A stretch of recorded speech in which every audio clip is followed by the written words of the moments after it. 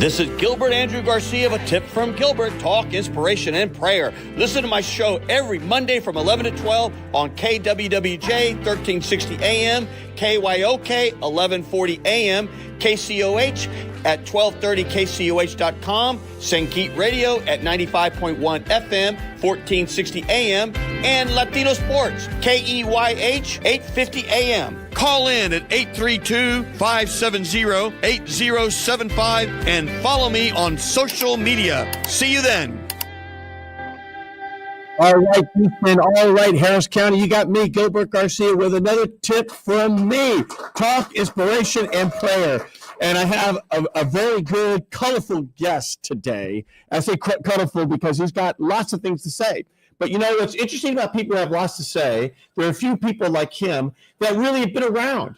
So in other words, he's informed when he says something, and that's what's pretty amazing about someone like him. And that's Mr. Dwight Boykins. Welcome to the show, Mr. Dwight Boykins. Thank you for having me, Gilbert. Now, Dwight's got a lot to say, and we're going to go through that because, remember, he's probably one of the most qualified people to run for office here in the community because he's been in the community for a long time. His father and family's been in the community, his mom, and of course he was on council for many years. He ran for mayor.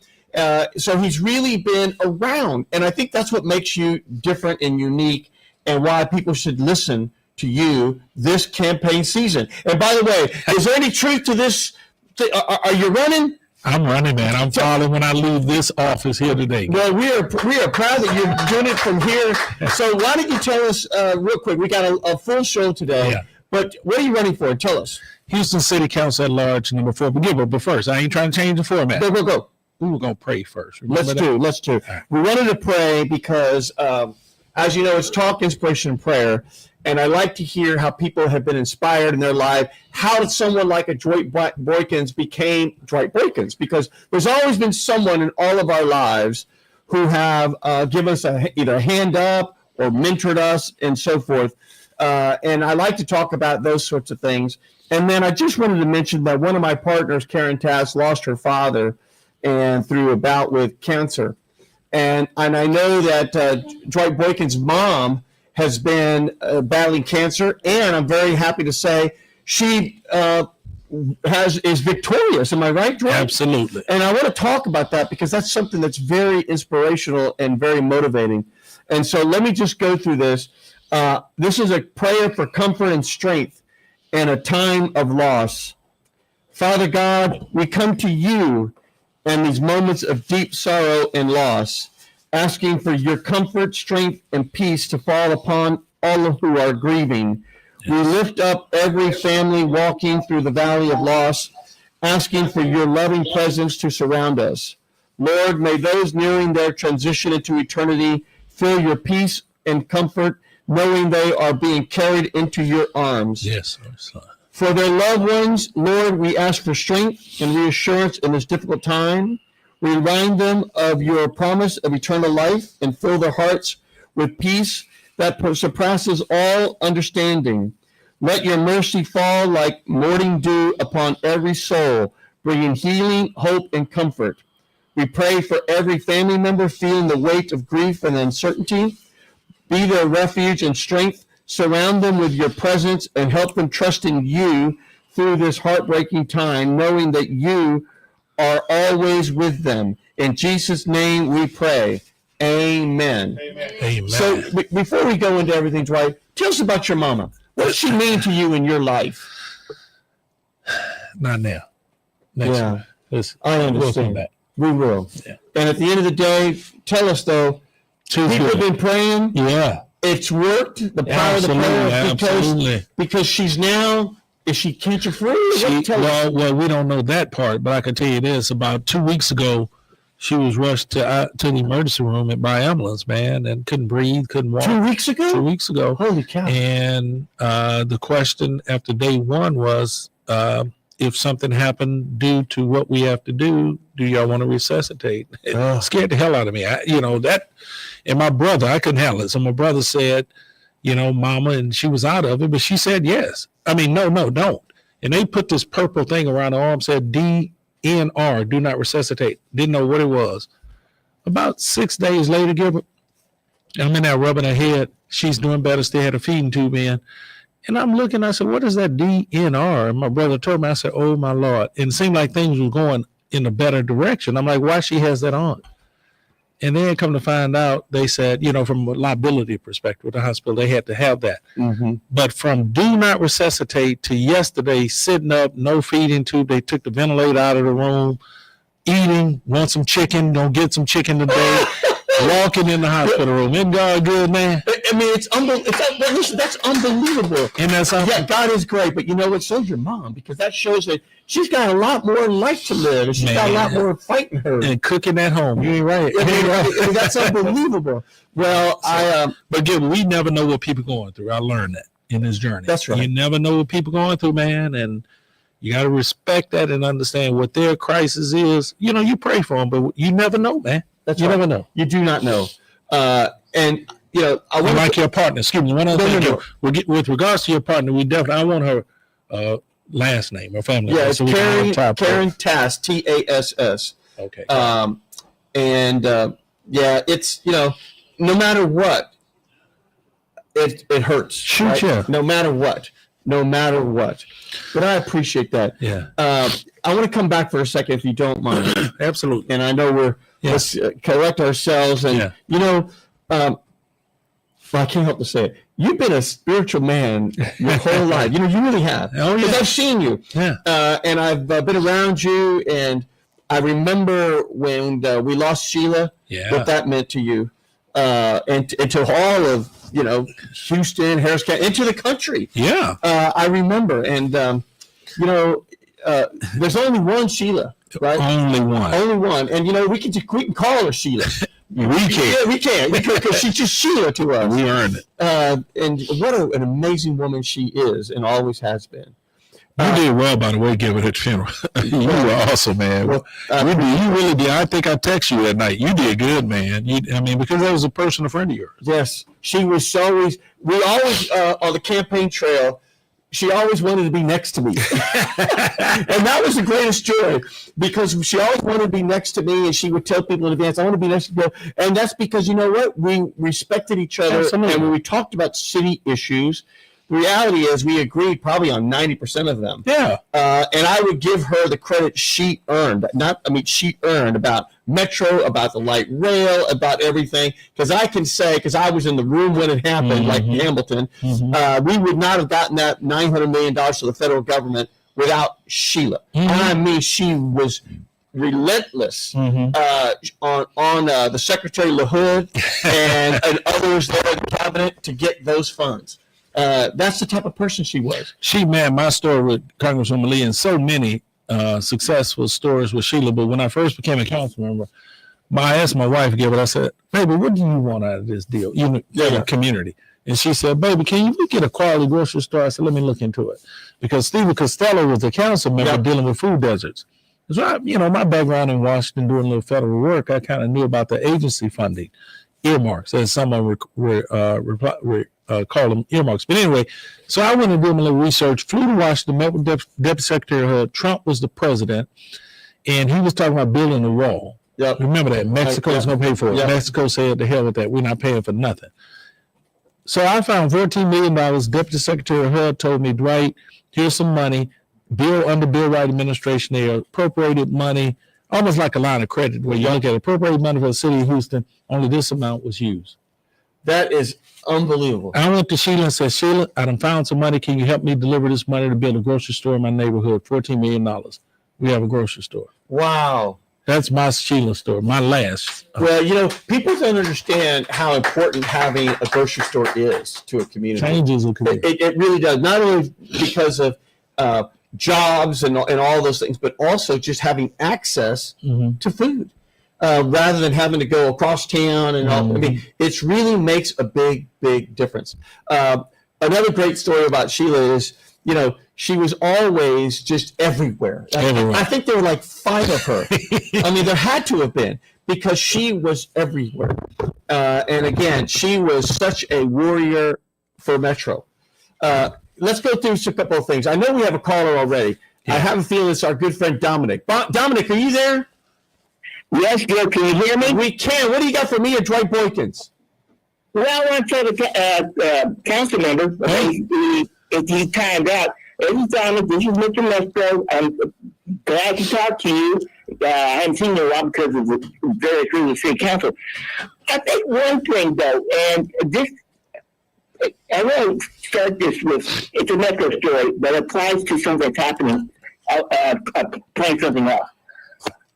During the time I had to go out on Bissonnette, had to do some business for my mom, and I had to do some stuff for me along the 65 Bissonnette corridor, which, no problem. It's a red route, no problem. Bus every 15, I'm good with that.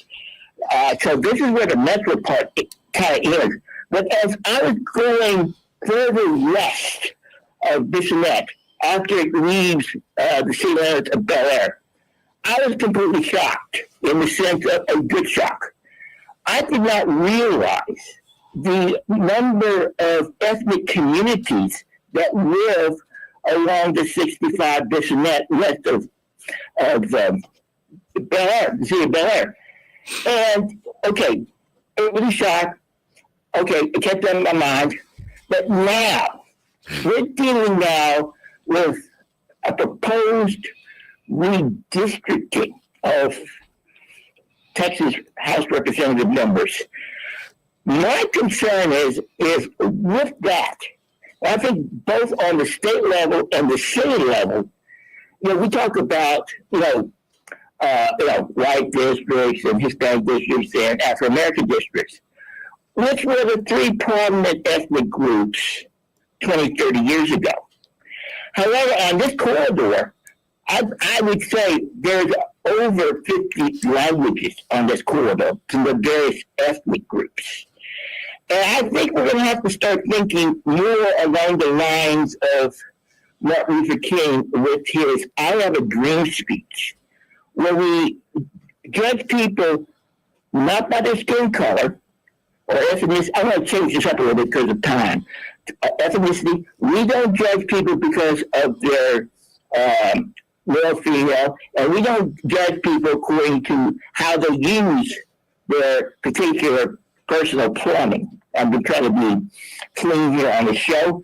We have to judge people by their character. And my thing is, how can we, in a city this size, and with this many ethnicities, how can we actually justify representing them all? I consider that area of Houston, where people bring in a lot of info, a lot of energy, a lot of data, and so on and so forth. But how do we incorporate them into the city and the state, and then by extension, Washington, D.C., fairly for them and for everybody else? I don't want this area becoming the Balkans of Houston. That could happen. So I think we're both on the city council and as far as the district, we have to be careful.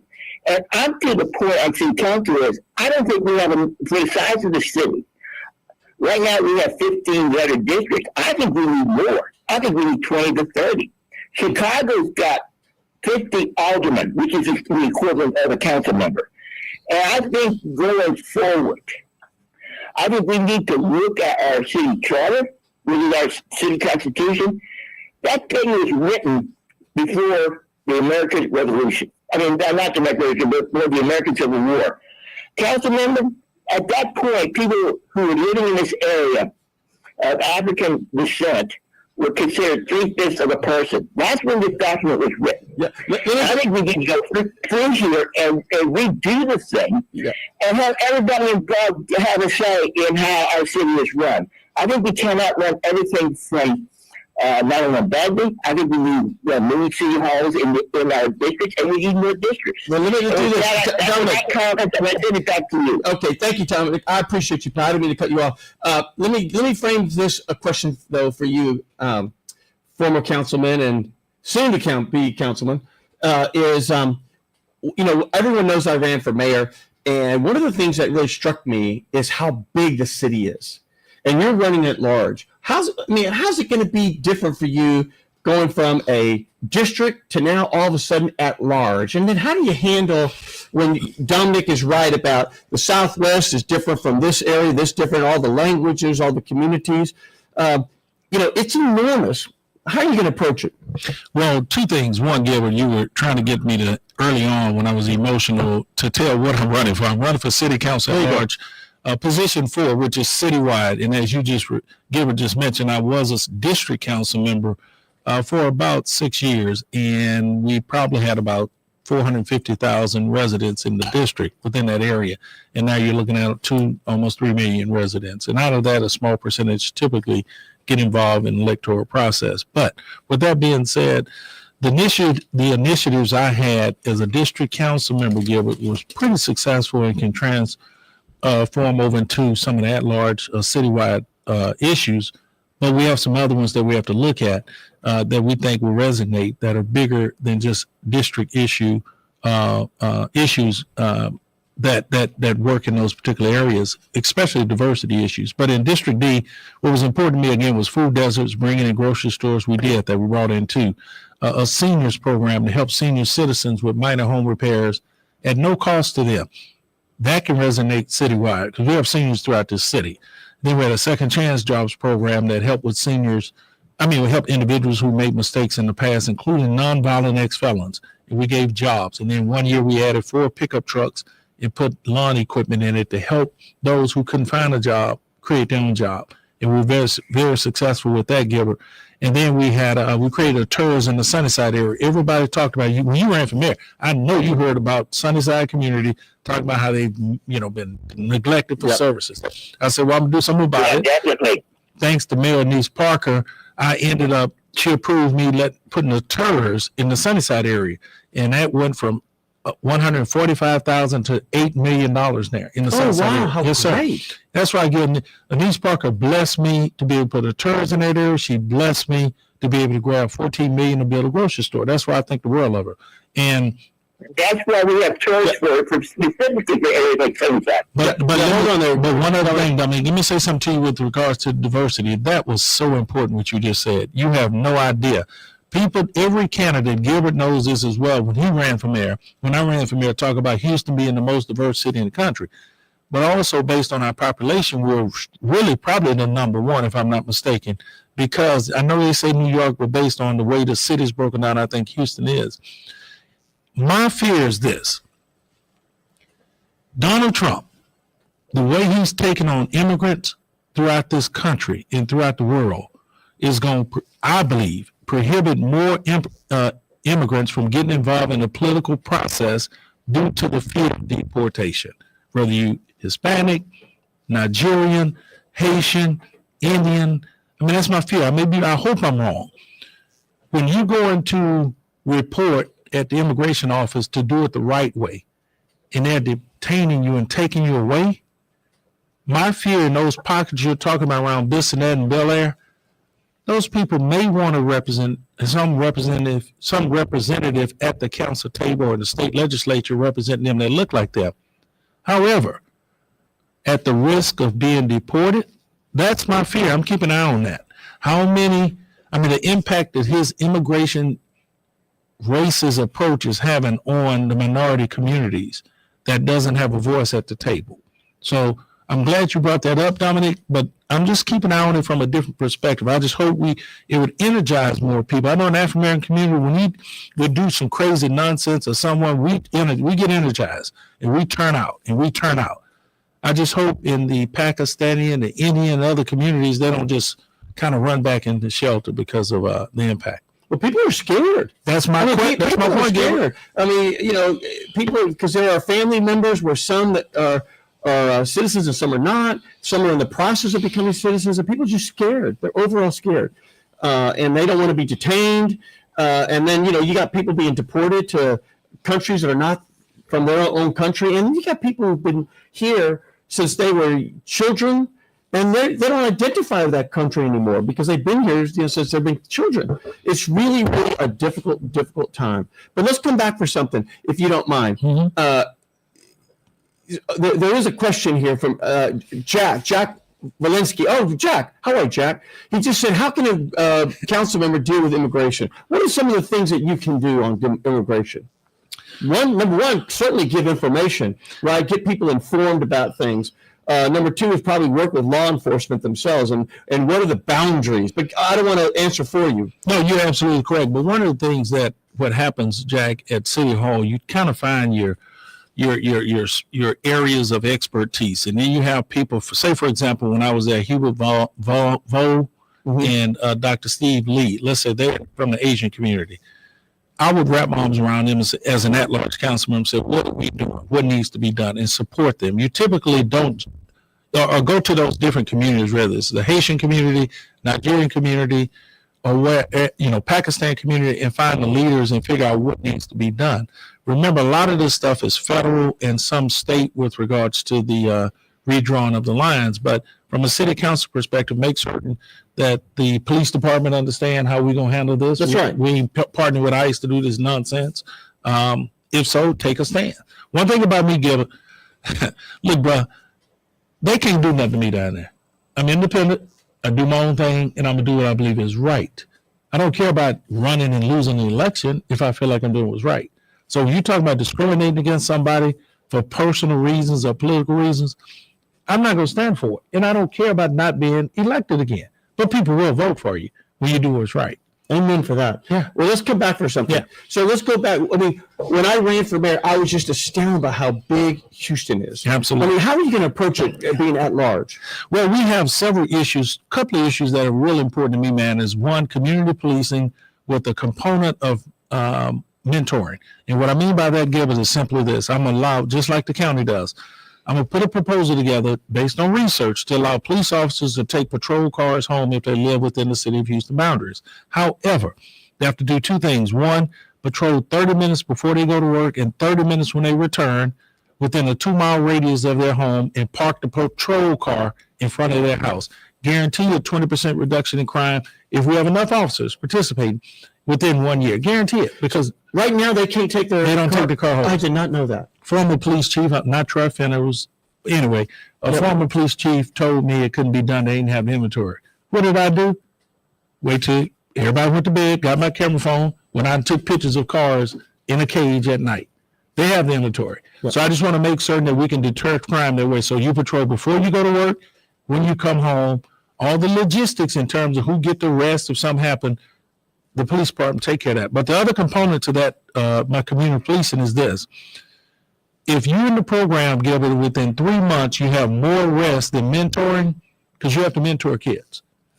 You get out the program. It's not about just reducing crime and arresting folk. It's about taking these little black and brown and yellow kids and say, you can do better, and before you cross that threshold of trouble, let me mentor you. So it's a mentoring program with community police. The second one is wastewater decree coming up. A lot of people don't know about the 38 water plants that we have. All those water plants, man, have to be serviced. So you're talking about $500-600 million. And then my understanding, some of the conversations I'm having, you're talking about replacing a lot of them because they aged out. You're talking about almost $2 billion. Wow. So the city going to have to confront that in addition to this darn revenue cap we got. And I give Whitmire a lot of credit for trying to get this thing moved over, at least from a public safety perspective. The revenue cap is prohibiting us from growing to cover these expenses. So what you going to do, Gilbert? Issue debt? Do we still have the bond capacity? I don't know. I haven't been out in a while, right? Issue debt? How are we going to pay these bills? But let the water or the trash not be in service. People going to be screaming. Well, let's talk about trash, because you had some creative ideas. And at the end of the day, I give you a lot of credit, because whether people agree or not, you're putting ideas out there. Mm-hmm. And that's what a good public servant should do. Mm-hmm. Here's some ideas. You got to think differently. Mm-hmm. You know the old saying of what is a definition of insanity? Doing the same thing over and over, expect a different result. That's right. So coming back, you had some ideas about how to expand the infrastructure on solid waste and more garbage pickup and deliveries, et cetera, on doing a garbage fee. And maybe some people didn't like it, maybe some people did, but what's interesting is you did the work. I remember you saying many cities already have a garbage fee, but we don't. Tell us a little bit about that.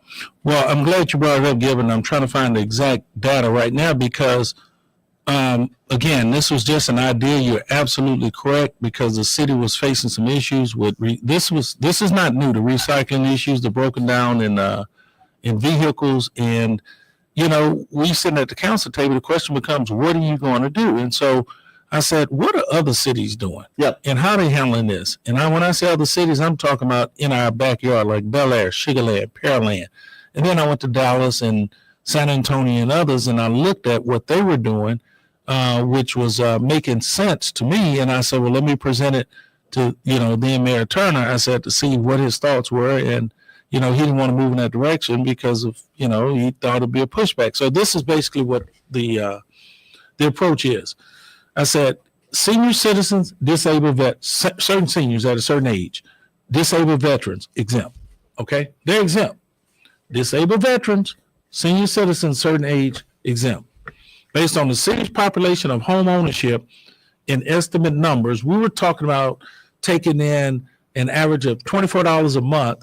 I think the numbers back then was like $109 a year annually. But remember, solid waste was sitting in the general fund about $102 million. So that just alone on $24 would have offset what was in the general fund. So there is money freed up.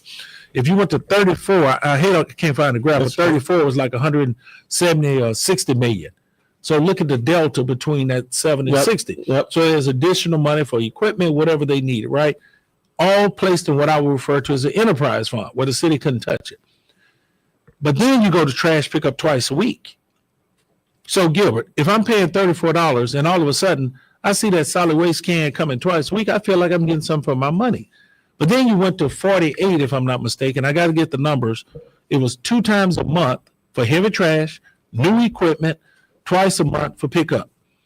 But guess what happened? Your city is cleaner, less illegal dumping, and then your neighborhood is clean because you have trash pickup. And that little $48 or whatever it is, you remember you're exempting seniors, certain seniors and disabled veterans based on the population that own homes in the city.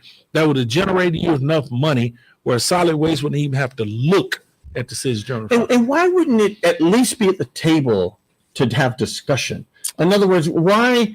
I mean, that seems to me to be a good idea that's worthy of discussion. I'm not saying to do it or not do it, but at least everybody discuss it, because you're thinking creatively and differently to try to solve an issue, which is a very big issue. Illegal dumping, not picking up, it's not consistent on the trash pickup.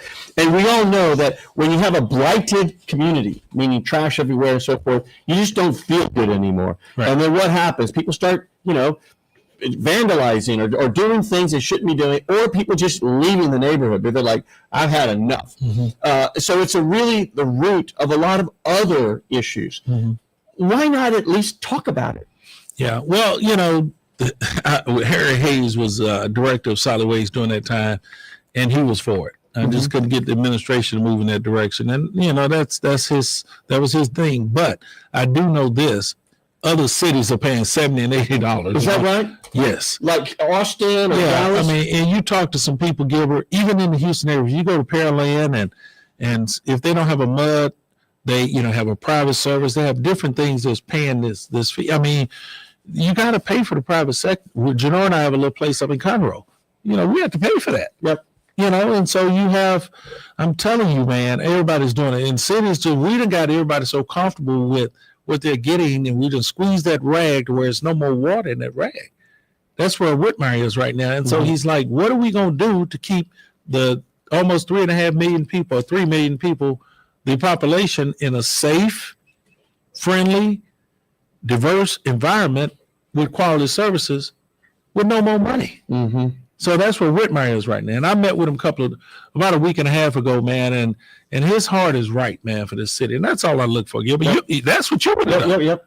Just have a heart for the city. That's right. Well, my view is he's doing a lot of things right. There is no doubt about it. Yeah. And he's really trying. There's no doubt about it. So we just got to, he is our mayor. We got to just rally around him. Yeah. And wish him nothing but success, because his success is our success. That's how you got to do it. It's not about, he won and I didn't and I'm mad. No, not at all. If anything, we've got to rally around him so we can bring this city forward. So let's come back for a second. So really inspired you in your life to decide, you know what, I'm going into public service? I mean, how did that happen? Man, my mother raised, you know the name Gerald Womack, right? Yes, I do. We called him Jimmy. We all grew up in the projects off of Scott and 610, South Union. And my mother and Gerald's mother, I'm not kidding you, and I know everybody got these stories, between 6 boys and Gerald's mother, I think he had 10 kids. We ate together. We slept together because we had to stretch those food stamps, you know. Yep. We had to, man. And so when you see your mother doing that work, you start thinking, you know, and then you hear government assistance. Remember that big block of cheese? Mm-hmm. Could never cut it straight, that cheese. So it was always too hard. Yeah, and then you heard the government was doing that. And then the government the city had a program called CETA during the summer. And it was a summer program, and they would bring that to our community and talk about. So I saw the government doing things, didn't know what the word government meant. I was a young kid. But then here's this guy named Ovi Duncan. I remember him well. I know you do. As chairman of the Metro, I know you do. Mr. Duncantail lived in the projects with us. And he ran for District D. Man, I had I did not know that. Politics was about. Okay. And we were passing out flyers, Gerald, myself, and others, asking them to vote for him. And I could remember him saying he wanted to help people. Remember, people helped us. And so I kind of got the bug. Fast forward, went to school, did some things, hadn't finished college. This lady named Ann Richards, state treasurer, ran for governor. And Booker Morris, a good friend of mine, an attorney, asked me would I come and help and volunteer. And I did, and his brother Don Morris, and we started traveling the state with a gentleman named Pete Harrell, who passed as well, in the African-American communities throughout the state of Texas, trying to get folk engaged for Ann Richards. I listened to Ann Richards talk about helping the least and the last, and it just reminded me of where I come from and who I am. And then when Ann came, then this lady named Sheila Jackson Lee wanted to run for Congress. And Booker called me and asked me would I help with that campaign. And I'm growing in the game. And I hear this lady named Sheila Jackson Lee talking about helping the least and the last, more diversity, more diversified in her least and last puzzle or pizza, I'm going to say. And I got to listen to her, and I got to meet a lot of people, Gilbert. And when I listened to her, I said, she's pulling it out of me because that's who I am, right? Trying to help as many as you can. And just watching Sheila do her magic, man. And then I said, you know what? I'm going to run one time. And then it was a Judson Robinson deal. And he stepped down and Corot Robinson jumped in. And he and I ran, and he beat me like a George Foreman beat somebody else. He won. And we were close friends. But Corot won that race. And then I ran again, and Gordon ran, and he won. And I vowed not to run again. But I said, this is not what my call is. My call is to help God's people. I believe that. And so District D came up. And I said I wasn't going to do it. My lobby practice was doing good. I'm fine.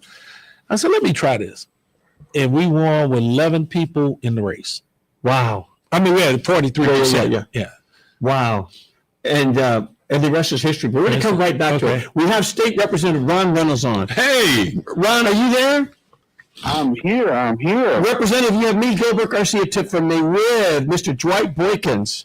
Hey, a good distinguished attorney brother, a great friend, someone who I have the utmost respect for, just like you. You two are a dynamic duo. Well, I appreciate that. Representative, how the hell, I don't know if I can say hell. Can I say hell? Let me say it, but how the hell are you? How the hell are you, Representative? And what is going on? And we don't want anyone to know where you are, so don't say anything you can say. But how the heck are y'all doing? And how are you getting on with everyday life? And and what's the new threat now? And who's getting sued? And who's got the warrant for their arrest? I mean, what is going on?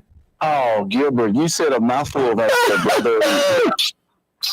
That's my job. Certainly, I couldn't tell you my location because the popo they looking for us. No. We've already had to evacuate a few places. So listen, my spirits are good because I place my faith in God. I mean, many of us are people of faith, and the thing that really also helps so much, Gilbert, is the love and support we're getting back home from Texas, man.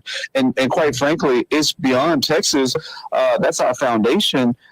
that's what led us to do it, but it's really a national movement that we've inspired. So we've been received so well by people across the country that are saying, thank you for fighting. We've been missing Democrats fighting. And so we appreciate the fight that you guys are willing to put in standing up for democracy. So even though it's a sacrifice, many of us are away from our families, our loved ones, our jobs, our income, everything is there back home. But when we know that we're part of history and we're on the right side of it, that we are doing our part to stop this racial gerrymander that President Trump said of 5 seats that decimate our Black and brown communities, we know that our sacrifice is worth it. So our spirits have been down and up and down, but for the most part, our resolve is very strong because of the great support that we're receiving from, particularly back home. Well, let me ask you. I mean, how are you holding up day to day? Are y'all able to eat together? Do you go out to eat? Yes. I mean, how are you doing your laundry? How's it all going? I mean, yeah. So laundry, haven't figured that out yet. we're like buying new stuff, man. But we do eat together, and that's a part of the fellowship and the camaraderie. We're forging stronger bonds because we are spending so much time together, eating breakfast, lunch, and dinner together. We are not, these are working lunches and breakfasts and dinners. We're like spending time strategizing. We have, like today, we had breakfast with U.S. Senator Dick Durbin, the senior senator of Illinois. So, for the most part, we've been meeting with national leaders, local, the governor of Illinois. We've met with the lieutenant governor. We've met with various Congress members. So we've been meeting with a lot of folks, and not just to chit chat, but to strategize about how do we really center this discussion so people understand the significance of elections, because President Trump has taken us backwards, man. Many of the progress that we've made is being eviscerated right before our very eyes through executive order. And so we can't afford another midterm election where he stays in power by having him control the House. The House is really, it's possible that we can flip the U.S. House of Representatives. And not only that, we can change other things as well in our local state government. So that's a lot of the things that we're doing in addition to breaking quorum, is strategizing and plotting and planning on how we can regroup. And then we've been doing a lot of media so that people understand why we're doing what we're doing. So we spend a lot of time messaging because it's so important that we control the narrative. Well, let me ask you this. So you're there, you're doing all these things, and there's been, all I know is what I read in the media. There are states like California, like New York, yes, like Illinois, that are talking about, well, if Texas can do it, we're going to do it too. But they don't seem to have the ability to really do it quickly the way they can do it quickly here in Texas. I mean, maybe there needs to be a whole national thing about everyone should be under the same rules. I mean, how do we fix that? That's a good point. Gilbert, you're so astute, man, and I'm glad you educated people about that, because California, for example, when we met with Governor Newsom, they have an independent redistricting commission, so they have to have a ballot referendum, which they said they would if Texas does it. They're going to have a ballot referendum where they approve the legislature to redistrict mid-decade, because this isn't supposed to be happening now. This is supposed to be happening after the 2030 census, because we will do it every 10 years after we get the data for reapportionment, for population shifts and growth. But President Trump, he doesn't follow the rules. So Democrats are saying, hey, if it's good for the goose, it's good for the gander. But many of them are in states that they have created a equitable system so that they don't just rig the system because of they want to change it. Well, President Trump comes in and changes it, so we can't get caught with this change and we get our butts kicked because he's done it. So they're saying, hey, we're going to have to go in and fix our system. They just can't do it so quickly because they put rules in place. Now they're having to go back and undo the things they've done. Like California, they have to have a ballot referendum. New York, a similar situation. So we are saying we are going to have to We don't want to change the rules of engagement, but we're not going to allow Trump to run over us because we're following the rules and he's breaking them. Well, let me ask you this. Again, I'm just going by what I've read. It seems like there's a target on you. I mean, tell us a little bit about that. And you're being singled out somehow. Yes. So I'm one of 13 that Attorney General Ken Paxton filed. 13 out of 50, right? 13 out of 50. 52? 55. Okay, go ahead. I didn't mean to interrupt you. Go ahead. 13 out of 55 that he filed a lawsuit to remove me from office. So he wants to strip me of my ability to serve as the state representative for House District 27, even though I was duly elected and have broken no state laws or federal laws. He wants to remove me because I've been a thorn in the side by speaking truth to power. Me and 12 other of my colleagues, the most outspoken ones, those are the ones that he's targeted. Gilbert, Dwight, we should be like outraged. Like, this isn't fascism. This is America.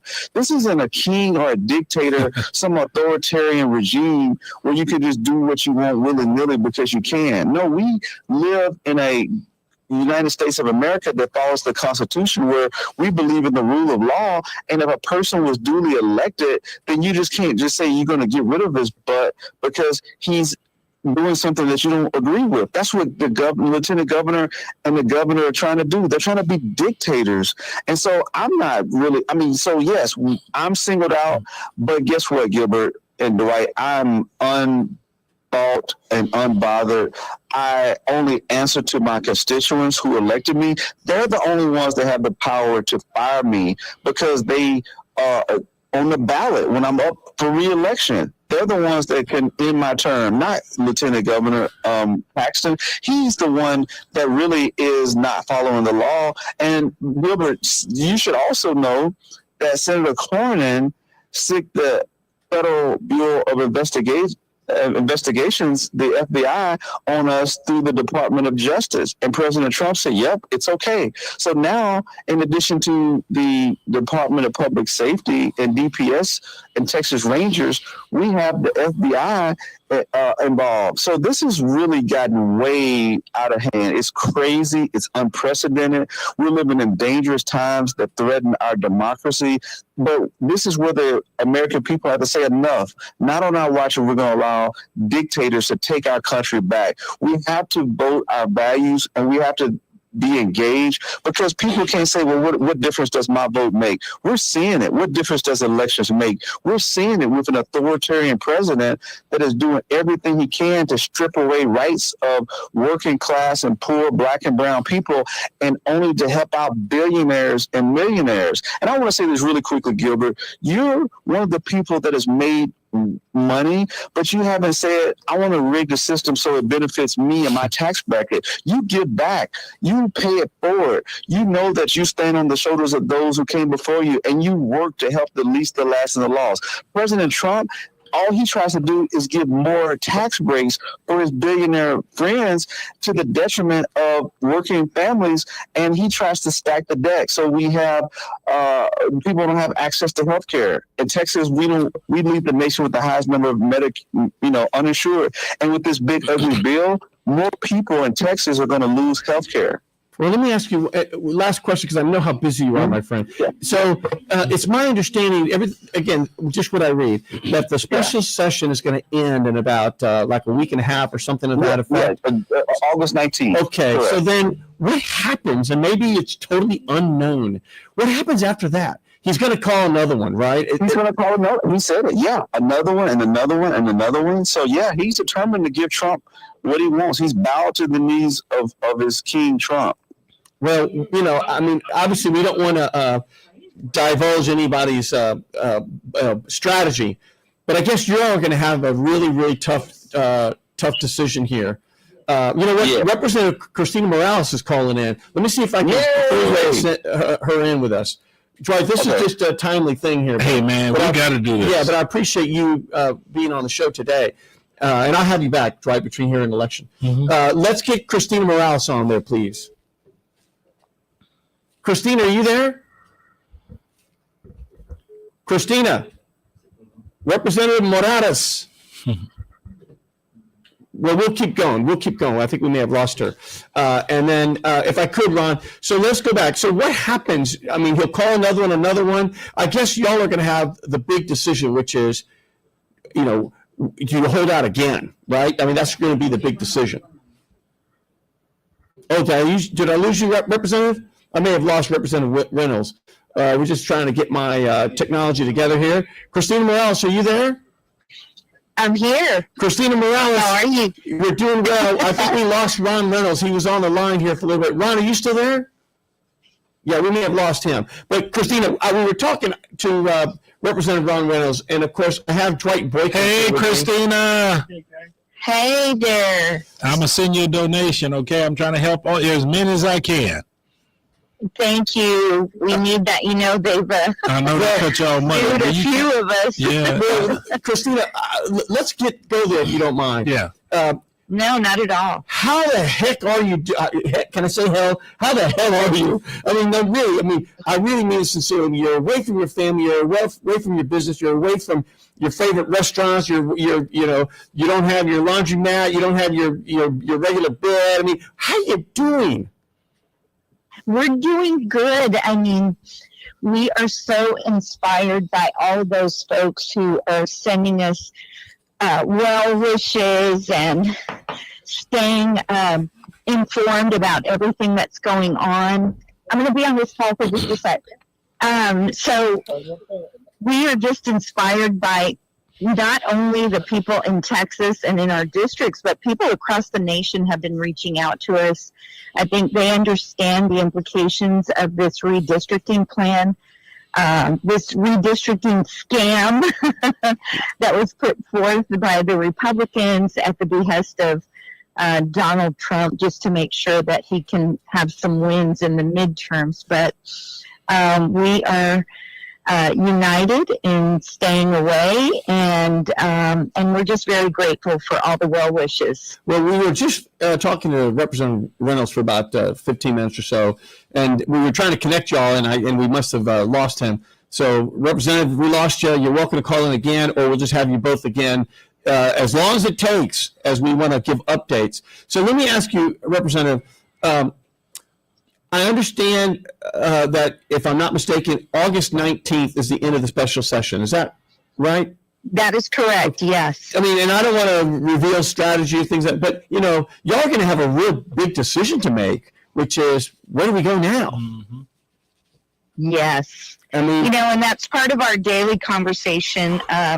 We check in daily. That's what we do. We hold each other accountable, and we make sure everyone's committed to being united and staying away until the 19th. So, we've been very successful. And, we take it one day at a time, Gilbert. I mean, we cannot, the governor's already saying that he's going to call special session after special session. So chances are, these maps may pass, I right. can't say that we can stop it completely, but we are using this time to make sure America knows that our democracy is on the line. Nobody likes gerrymandering. That's what we're finding out. No one likes gerrymandering.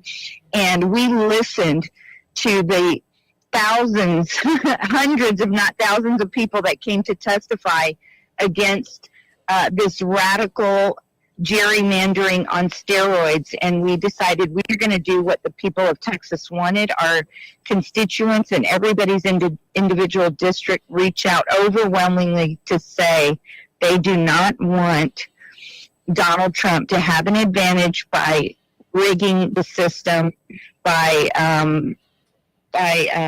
having the Republicans do this mid-census. Well, and if you watch the news, there's Republicans who want to stop mid-census gerrymandering. Yeah, let's talk about that. I didn't mean to cut you off. I mean, at the end of the day, politics is politics, and there seems to be, because there's no perfect science to this. There just isn't.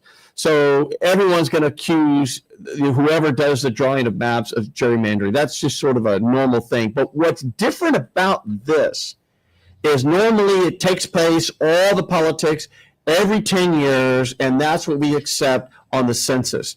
Here we are mid-census. In other words, it's not time yet, and here we are doing it. That's what's, in my view, really what's at stake here.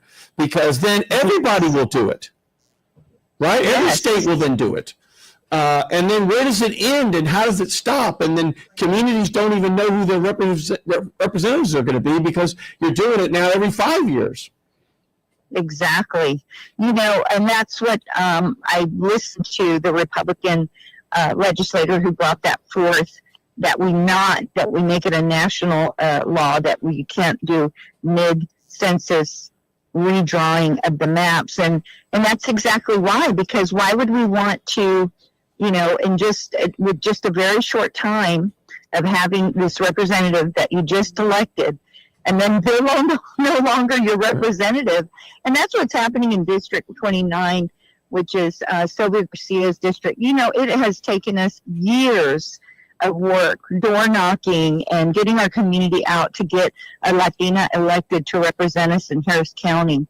And now we're at risk of losing that representation. And that is the perfect example of how this will silence our voices. We are at risk of not having any Latino representation in Harris County. Well, you know, think of this too. When you think about District 8, is it 18? Is Sheila's 18? Yeah. If you look at District 18, you know, we just had some legislation passed by just a handful of votes, and they don't even have a representative up there. And here they are, they're going to run in November, and the lines are going to be redrawn, and then they got to, you know, run again and again. I mean, this is taxation without representation. All of these people paying their taxes, and they don't even have a person to call to help them with just even a minor thing like a passport. This is outrageous. But, you know, we have a school district that has been taken over by the state, and we need bold leadership, and we are at risk of losing that if we don't protect these seats. So, you know, I'm so proud of my colleagues that we're standing together. And yes, it is very, very difficult to be away. You know, many members have their kids starting school or their grandkids starting school this week, and they're not going to be there for that. Christine, can I ask you a quick question? Christine, let me ask you a quick question and text me the answer. Don't say it over the air. I know you've been blessed and you may not be in that position, but if there's a state rep up there from Harris County that need a little financial assistance that you know, send me a text of that person's name. Sure will. Yeah. Will do. So we help each other. I think, you know, what Dwight's really saying is we got to stick together. We got to. I mean, we got to. I mean, at the end of the day, we admire you because the sacrifice is enormous. Yes. Not just are you going to get arrested? Are you not going to get arrested? Are you going to get thrown out of office? Are you not going to get thrown out of office? All the politics. But I mean, just the day-to-day living. You know, you're eating out all the time instead of being home. You're not in your normal bellow. You're not in your normal stuff. You're living out of a suitcase. I mean, all those things. What an enormous sacrifice. Well, thank you. I'm glad you realize it. There's nothing more that any of us would like than to be home right now with our families. You know, this is the time we're supposed to be in our districts talking to our constituents, but our staff is out there ready to handle any constituent services that our folks may need. We're working remotely from here, so we're still working. We're doing all the work, but in addition to that, we're letting people across our state and our nation know that this is the democracy alarm. I don't know if you can hear an alarm in the background, but it's funny. I was about to say that, and this man walked by with some bells on his wagon. But anyway, you know, we are sounding the democracy alarm, and people need to just pay very close attention to this because this is very, very serious. I mean, we will live in an autocracy and we will no longer have democracy. So we are taking the nuclear option to stand away from our capital, to walk out, and we are not united in that front. Well, Christine Morales, we miss you, and we hope you guys come back safely, soundly, and I know you'll make the right decision come on the 19th. And, keep going. And, please call in again. I want to get you and either Representative Reynolds together or Boris Miles, and I want to get you the link so you can zoom in so we can get your face online as well. So Christina Morales, thank you for calling in. We'll have you again. Thank you, Christina Morales. Thank you, Christina, for what you're doing. Thank you so much. Thank you, Christina. So, Dwight, you're not going to believe this. Like the Carol Burnett show, when she said at the end of Carol Burnett, I'm so glad we had this time together. Are you ready for this? Yeah. It's been an hour. It's been an hour. It's been an hour. Well, I got a note from the parking meter telling me it was an hour. It's been an hour. So where I'm going for you is, let's see if we can get this person in. Jesse, are you there? You got about 2 minutes. Jesse, you got me and Dwight Boykins. What do you got there, my friend? I was going to talk to Dwight Boykins. Go for it. Congratulations, first off, for running in second, and I know he's going to have an Hispanic opponent. How is he going to go about, besides teaming up with you, getting the Hispanic vote out? That's a great question. Number one, I've always supported the entire city and the needs of the Hispanic community. I went to Austin High School, so I still hang out in Denver Harbor. I mean, that's my neighborhood too. But I'm going to Lawndale Civic Club. I'm going to all the civic clubs that invite me, and I hear about them and talk about the issues. And let me just say real quick, if you're a senior citizen, there are more issues than what I'm talking about. But there are 5 at-large council members. Me as one at-large. If you're a senior citizen, I don't care if you're black, white, green, gay, straight, whatever, and you're in need of home repairs, I'm going to take care of you. That's my job. We're going to come to Gilbert. We can come to all companies and say we need donations to help these seniors. So my penetration is Hispanic community, African American community, Asian community, all will be the same in my position at number 4 with my niche to help senior citizens. Now, there are other issues I'm going to deal with, wastewater, infrastructure, street drainage, but my number one concern, take care of them seniors. Now, Jess, I'm going to have to cut you off, but call again, please, Jess, Thank you, Jess. because we got about 2 minutes. I want to give Dwight Boykins a chance to really talk to Harris County, Houston at large, to make his pitch for why Houston should vote for him for at large. And your camera's right there, Dwight. So go for it. Well, thank you so much, Gilbert, for having me again. I just want to say to the Houstonians, I am a native Houstonian. Let me be clear about that. This city raised me and gave me an opportunity from Dovi Duncantail to Ann Richards to today to be able to work with just so many different people. But I'm not a politician. I'm a public servant. This is my calling. I'm not called to be an astronaut. I don't think my calling was to become a school teacher. It was to serve God's people, and that's what I do. I look for the least and the last to try to help. But I'm experienced. I know what to do. I can hit the ground running day one. I think my qualifications prove in my experience when I served on council that I'm committed. I understand the issues. I'm smart enough to know how to take on the budget and do some creative things to make our city better. We have a lot of major issues facing Houston, you guys. And we're going to need you all to be a part of it and work with us and allow us to do what we need to get done. So I'm looking forward to work with you. I think Mayor Whitmire is doing a great job, and I look forward to working with he and the other council members to make our city even better. But I need your vote. There you go. So Houston, Harris County, this is Gilbert Garcia saying thank you so much. We, of course, have brought in several of our TV station affiliates that are now carrying the show, and we'll see you next time. All right, Houston, Harris County, this is Gilbert Garcia of A Tip from Gilbert, Talk, Inspiration, and Prayer. We're going to now be on television. We will air every Saturday on Comcast 17, AT&T Channel 99, Phonoscope Channel 96, Suddenlink 99, and also hmstv.org. Every new episode every Saturday at 7 p.m. And follow me on social media. See you then.